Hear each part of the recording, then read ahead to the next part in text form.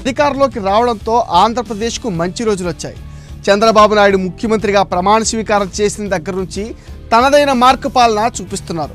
ప్రతి శాఖపైన సమీక్షలు నిర్వహిస్తూనే పాలనాపరంగా దూకుడైన నిర్ణయాలు తీసుకుంటున్నారు. అదే సందర్భంలో తన మానసపుత్రిక పోలవరం ప్రాజెక్టు ప్రతిష్టాత్మకంగా తీసుకున్నారు. నాడు అధికారంలో ఉన్నప్పుడు పోలవరాన్ని పరుగులు పెట్టించారు చంద్రబాబు. 72% పనులు పూర్తి చేశారు. కానీ ఆ తర్వాత అధికారంలోకి వచ్చిన వైసీపీ పోలవరాన్ని పూర్తిగా పడకేయించింది.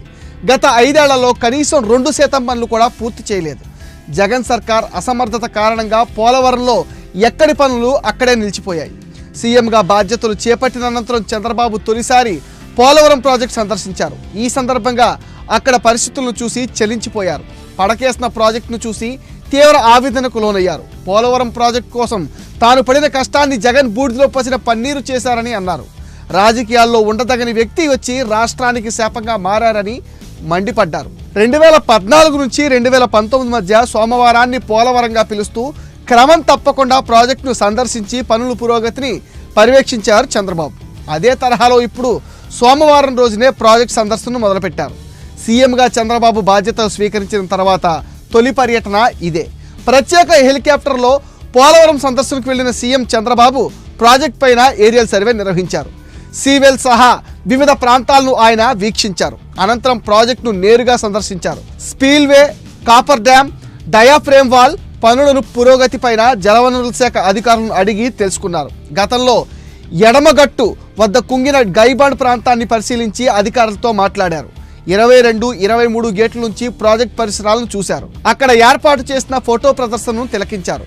ఈ సందర్భంగా మీడియాతో మాట్లాడుతూ ఆంధ్ర రాష్ట్రానికి ఎంతో కీలకమైన పోలవరం ప్రాజెక్ట్ అనేక సంక్షోభాలను ఎదుర్కొందని ముఖ్యమంత్రి అన్నారు. పోలవరంలో జగన్ క్షమించరాని తప్పులు చేశారని సీఎం చంద్రబాబు ఆగ్రహం వ్యక్తం చేశారు.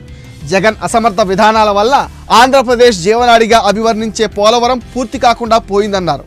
ఏజెన్సీతో పాటు సిబ్బందిని మార్చారని, డయాఫ్రామ్ వాల్ను గత ప్రభుత్వం కాపాడుకోలేకపోయిందన్నారు.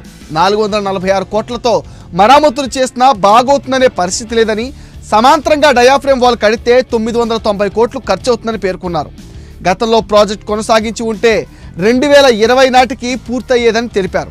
పోలవరం పూర్తికి 4 సీజన్లు కావాలని అధికారులు చెప్తున్నారని, దీనిపైన పూర్తి స్థాయిలో అధ్యయనం చేశామని సీఎం స్పష్టంగా చేశారు.